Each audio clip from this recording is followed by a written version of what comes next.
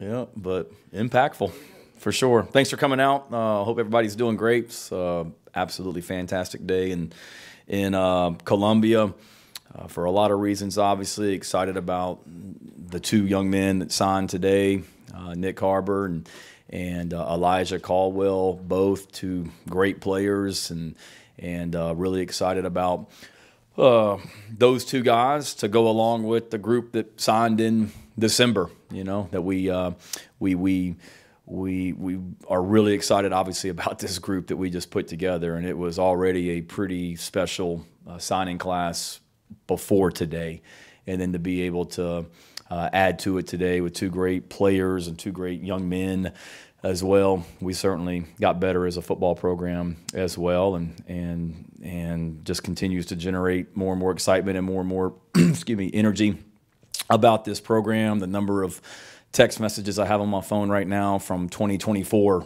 recruits that are texting me with excitement over the news today tells you everything you need to know. So couldn't be more fired up about those two guys. I know you guys will have questions about both of them, and we'll talk about them certainly in regards to Nyck Harbor.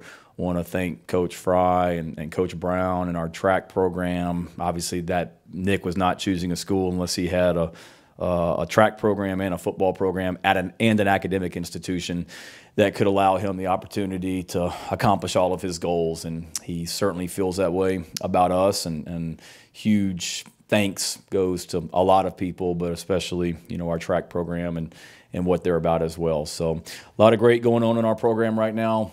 In so many ways, our football team, the way they're working this off season, it's as much as I enjoy being on the road recruiting, which I have been the whole month of January.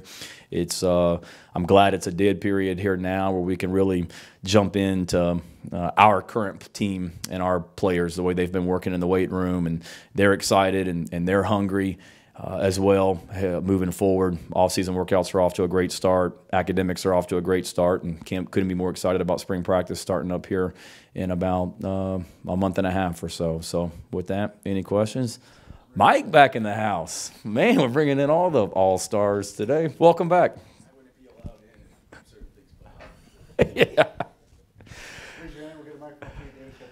Shane, obviously looking at Nicholas, he plays all over the field in high school. Where do you guys project him onto the field once he gets here? Yeah, he's a guy, when we first started recruiting him, Sterling Lucas was heavily involved with him because we saw him as a defensive end pass rusher, and then as it went more and more down, Jody got involved with him because we saw him as a tight end. And I think my conversations with Nick as recently as yesterday afternoon, it was more that wide receiver world. You know, not that he wouldn't be doing some tight end type things, but you know, he's an elite athlete, and he doesn't need to be he doesn't need to have his hand in the ground blocking defensive ends 50% of the time. I mean, we need him out in space running routes and catching the football. So there'll certainly be some tight end elements that will or tight end aspects that he'll, you know, take advantage of and utilize. But we see him more in space on the perimeter, more in a receiver type role, and he does too. Shane, can you just kind of take me through the emotions of what today was like, and when you see Nick put the hat on and announce and sign and do all that, what were the emotions like after what was probably a whirlwind hours? Yeah, the last 24 hours, really the last 12 have taken years off my life, I think, to be honest with you, Colin.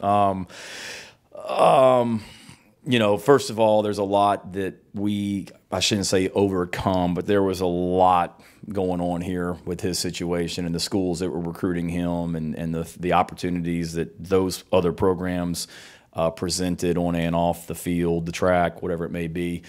So there was a lot that we were in a battle. And next door, up in the team meeting room, we have our core values up there, and compete is one of them. And we competed our butts off with this one, and like everyone that we recruit.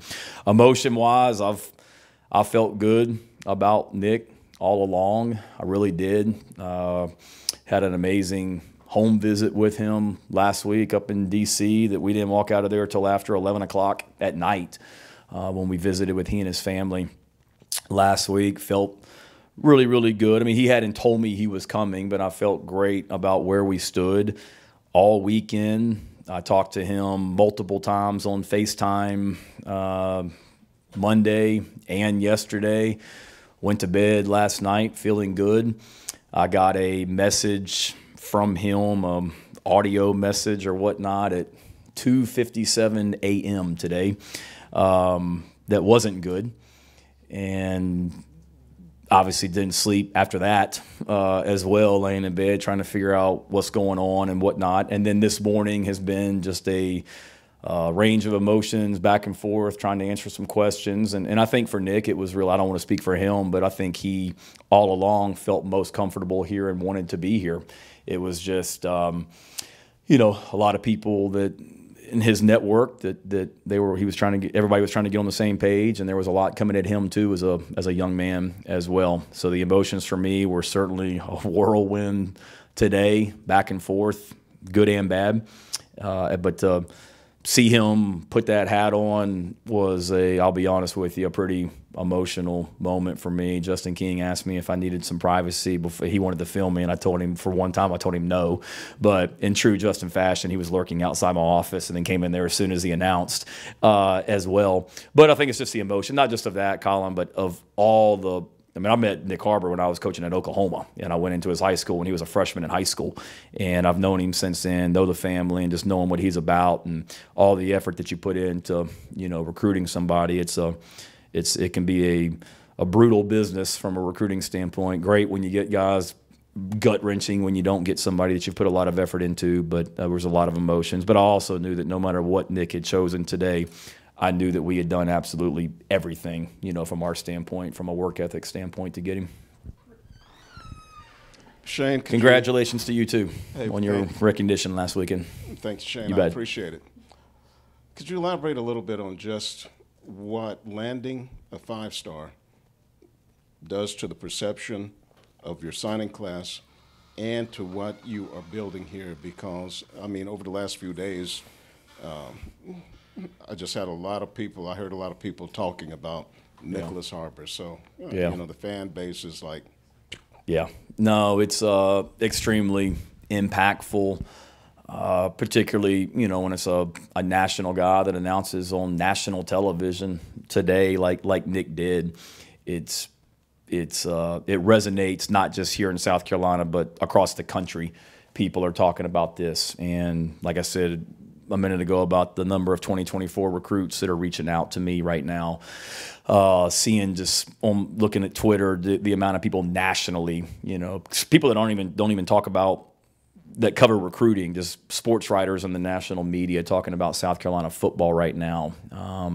It's great great publicity, so much positivity and energy out there about South Carolina football right now. And then you're right. I mean, I've got a ton of text messages from recruits, but then just a ton of text messages from family, friends, you know, whoever as well about it. So it's I don't think you can put it into words. It caps off what was already an elite signing class in my mind with the group of young men that we've already brought into the program that signed in December.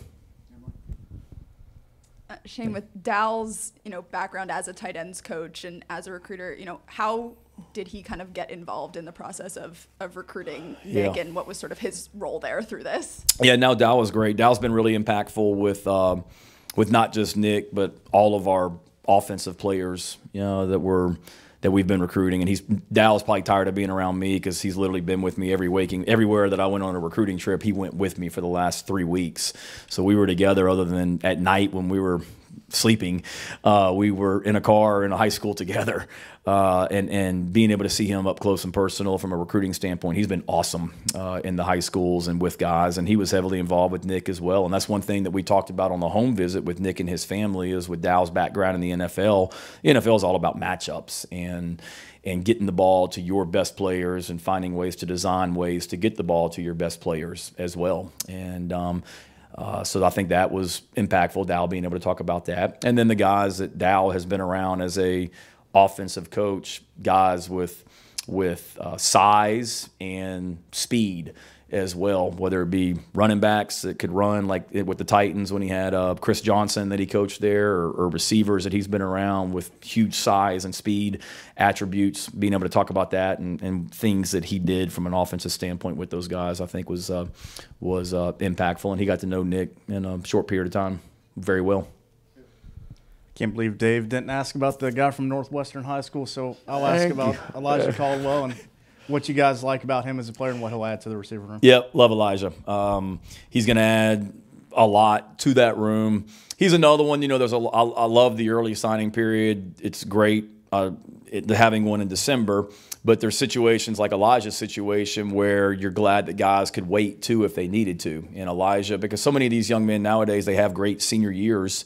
And sometimes some of them maybe fall through the cracks because schools don't watch as much senior tape as maybe they used to because they're signing guys earlier. Elijah's a guy that had an awesome senior season for sure, and didn't sign in December, was committed to West Virginia and had some coaching transition on that staff, and he decided to wait for that reason. He went to the Shrine Bowl, and the whole week at the Shrine Bowl, all the guys that are with us now were communicating with us about Elijah and his performance at the Shrine Bowl.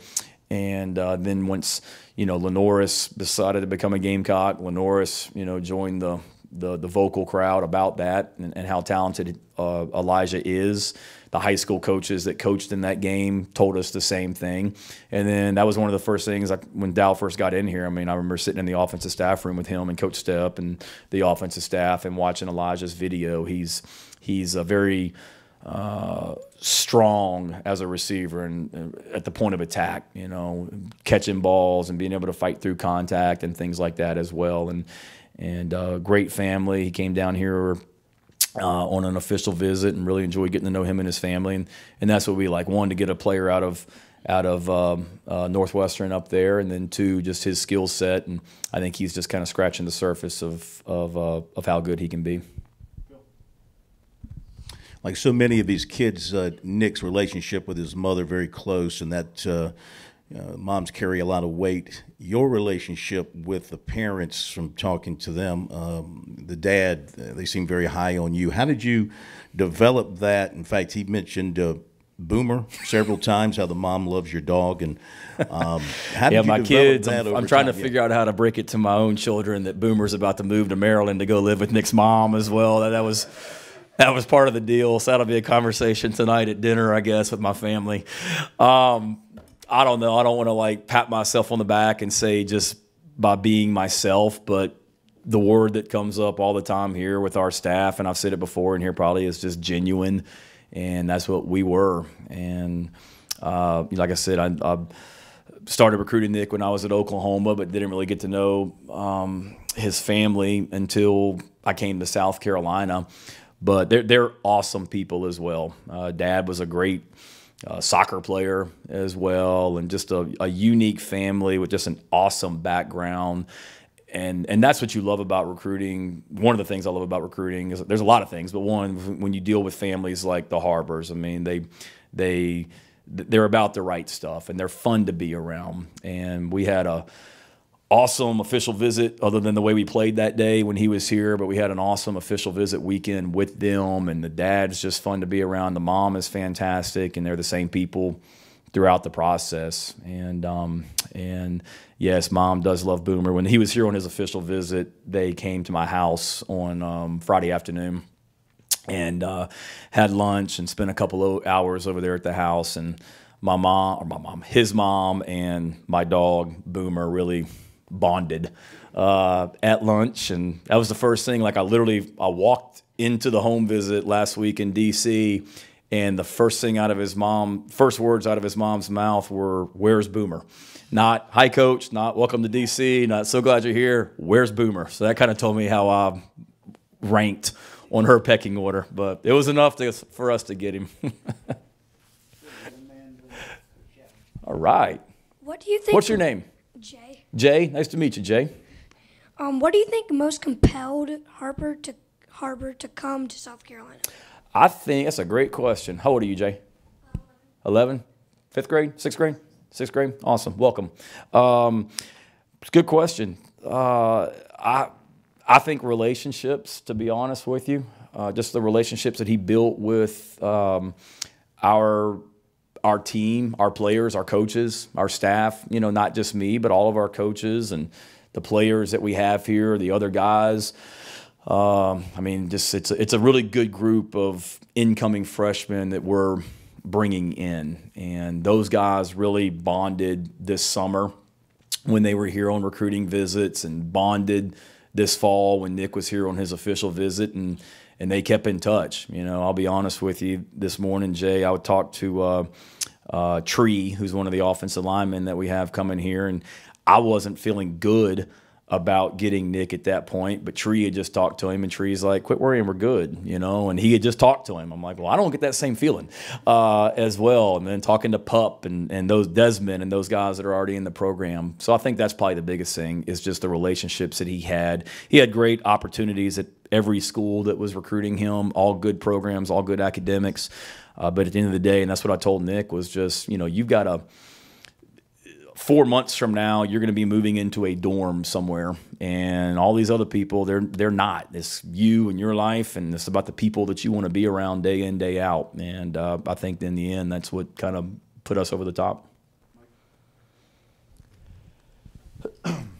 Hey, Shane. Hey. I know it's case by case, but a lot of people on the outside, especially fans, I think as soon as they hear NIL, they start getting nervous. They start wondering what a school can do to be able to combat that. From your standpoint, especially with South Carolina, controlling the things that you guys can control, it seems like you guys have invested a lot in terms of bringing in guys that have NFL experience and being able to really harp on that development aspect. Yeah. Could you say that's one thing that you guys have done a lot to be able to do that, and how do you control the things that you can't control as far as the stuff that you can with NIL? Yeah, we try and put ourselves from an NIL standpoint as best positioned as anybody. It's part of it right now, name, image, and likeness. And I can honestly say I didn't have a single conversation with Nyck Harbor about NIL. Now, what I talked to Nyck Harbor about was the opportunities that coming to South Carolina could present to you as well. But the thing that I talked to Nyck about, Mike, was he's an elite athlete. He's an elite track athlete that Coach Fry will develop. He's an elite football player that I feel like we can develop. And when he leaves South Carolina, the opportunities from a financial standpoint, because of how elite he is, are going to be there. And it's about the time that you spend in college, one, the fun you have and who you want to be around, but who can develop you to take that next step the best. And we talked about that a lot, about the development that we could give him from a coaching staff standpoint, and schematic, and getting a great education and enjoying the people that he's with day in, day out as well. I know there's a lot about signing day, but you've added a couple other players to your roster since we last had you in here in the transfer portal. Lewis and Willis, kind of how do those come together, and how do you feel like they're going to round out your roster, one on each side of the ball? Yeah, let's see. It seems like forever ago. Those guys, wow, a lot's happened this month. Eddie Lewis, excited about him as a receiver. He, we certainly knew with Josh Van and Jalen Brooks leaving, and then that room was thin, and then we got some older guys with Juice and DK and Leggett and AB. Receiver was a critical position for us just from a depth standpoint. We knew we needed more than – we got 4, if you will, proven guys coming back that have played significant snaps for us. We knew we needed to increase the depth in that room for sure.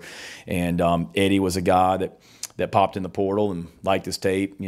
Coach Limbo hadn't coached him at Memphis, but had some ties to the people at Memphis, and got good reports back on him. And Eddie came in and took some other visits, and then came in here and decided to be a Gamecock. I think he'll help us, obviously, from a depth standpoint. I think he's got really good special teams ability as well from a punt return standpoint, kick return standpoint.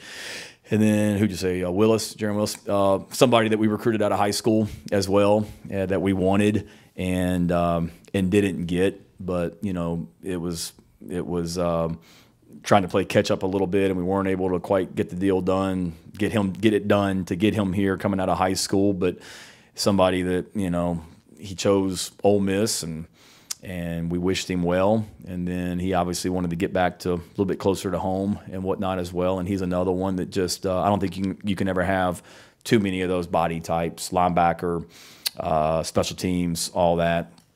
So he's another guy that will come in there, and we lose 2 seniors in Brad and Sherrod at linebacker.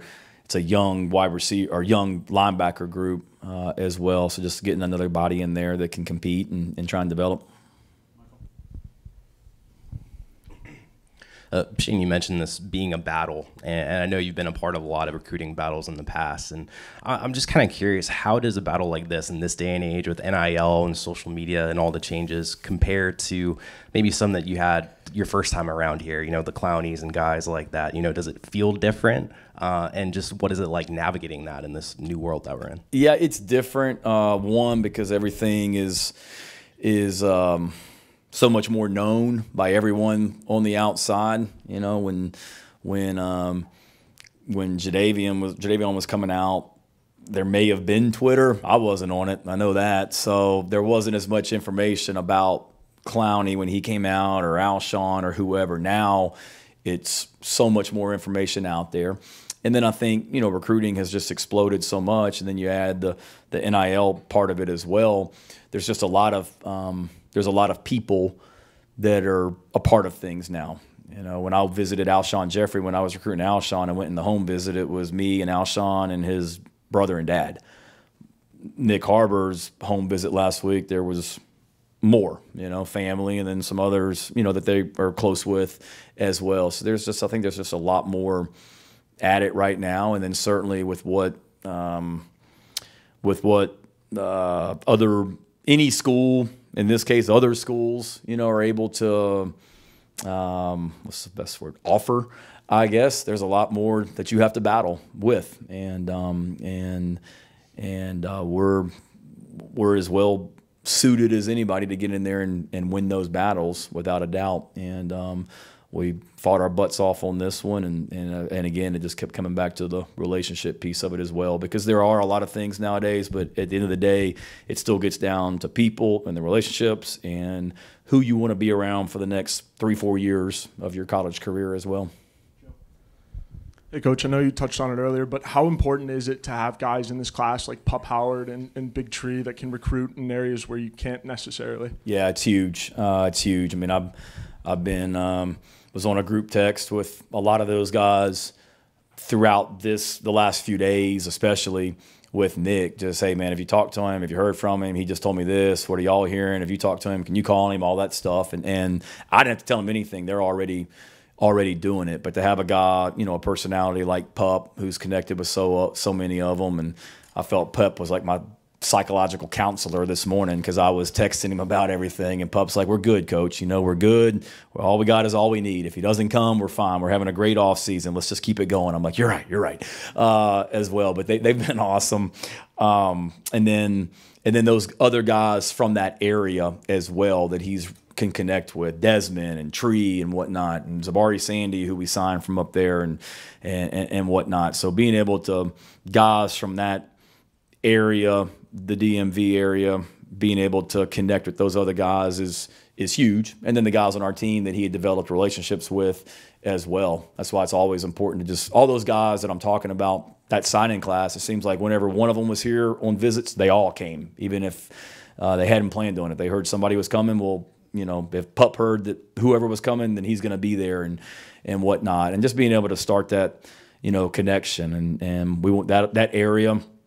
We're always going to start in South Carolina, but that, you know, DMV area will be heavily recruited, has been and will continue to be as well. I mean, as a matter of fact, I think the very first text I got when Nick made the announcement today was from Antone Harrison, who played offensive tackle at Oklahoma, I was recruiting when I first saw Nyck Harbor 4 years ago. I mean, Antone sent me a text immediately, or sent me a direct message on Twitter immediately about it, you know, and his excitement as well. So it's about relationships, and he kind of started it in a lot of ways, us getting him at Oklahoma, and then we've carried it on here.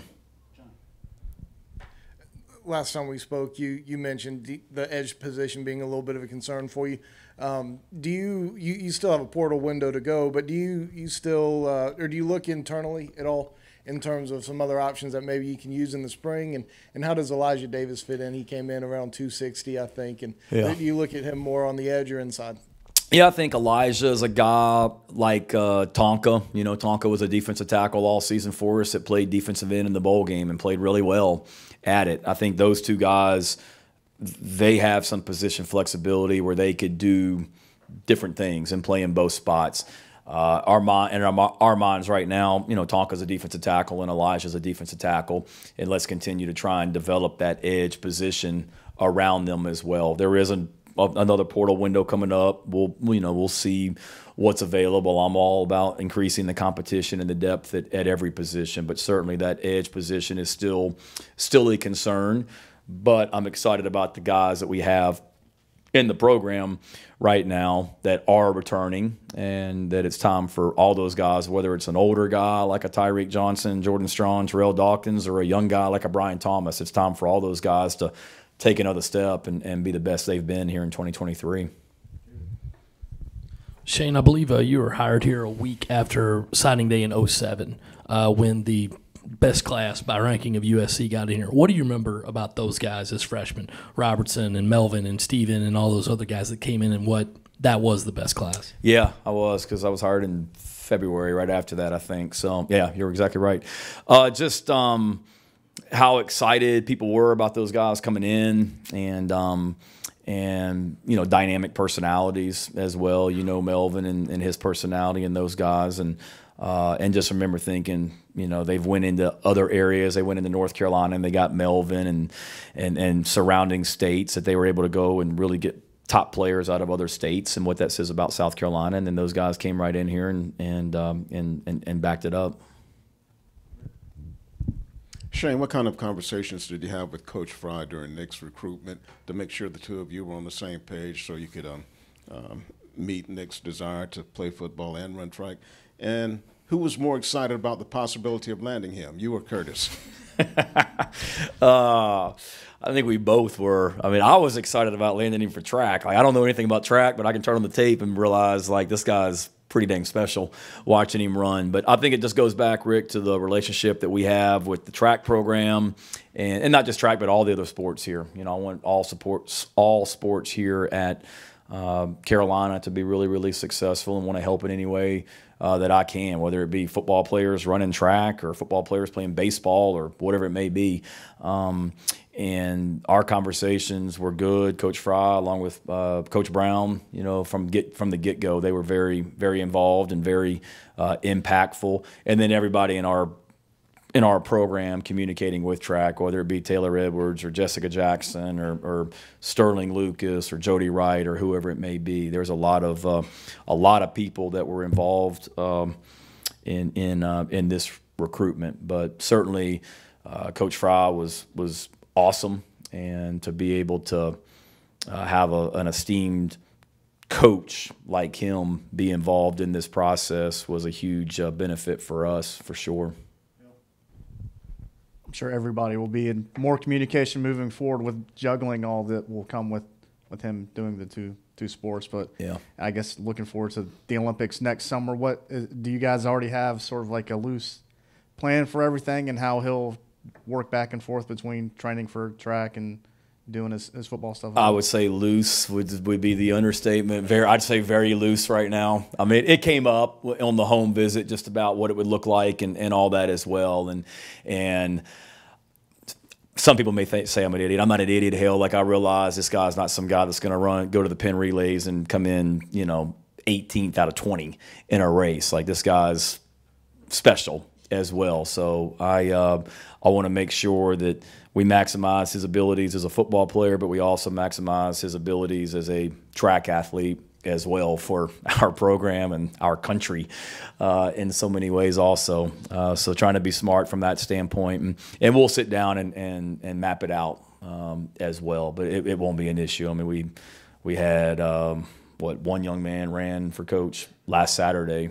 Emory Floyd did, and you know, so we've had those conversations, and we'll figure out a plan, sit down with the family, and figure out what's best for everybody here as we go forward. Have you talked to Nyck since the announcement on ESPN? I have not. So is there, what comes next, kind of with this process with him? I'll call him here at some point. I talked to him right before, what was it, his announcement at 1. I talked to him a little bit before, probably about an hour. He had just gotten to the school, so about noon, I think, was when I last got off the phone with him. I haven't talked to him since then. I know it's a whirlwind for him right now. Now that he's signed, I'll call and probably get on him pretty good about the stress he's brought me over the last 12 hours. But then celebrate. And I told him too. I said it's a great day for you and your family, and it's a great day for you. I mean, you've earned this, and I want you to enjoy it and take and love every second of it. So we'll get on the phone here at some point and talk, and it'll be just like it was when we were recruiting him as well. It'll be the same conversation.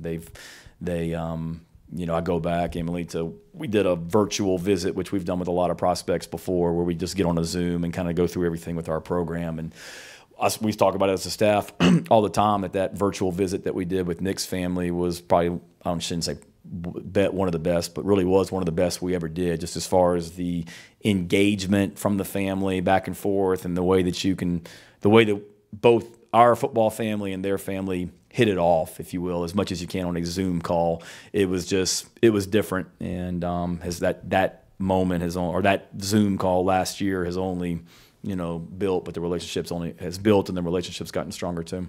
Take 2 more, Phil and Mike. Thank you. There's no sense dancing around this. I mean, as this thing was playing out, there was a lot of stuff around the country about money being thrown left and right, and this offer, and kind of a bidding war going on for Nyck Harbor. And obviously, when one side loses, they think the other side bought him, and vice versa.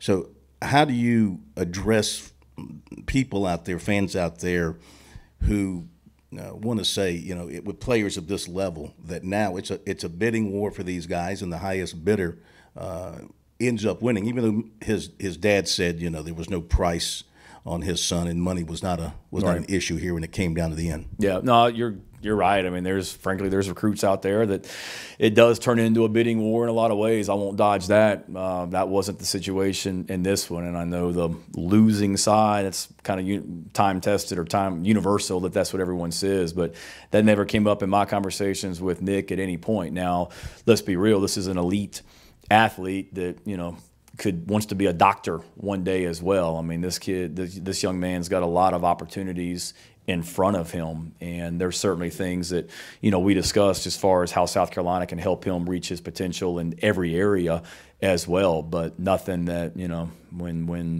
when I go home and I see my wife and children tonight, and I look myself in the mirror, I'm 100% proud of our character here in this program and how we did things as well, and that'll never change.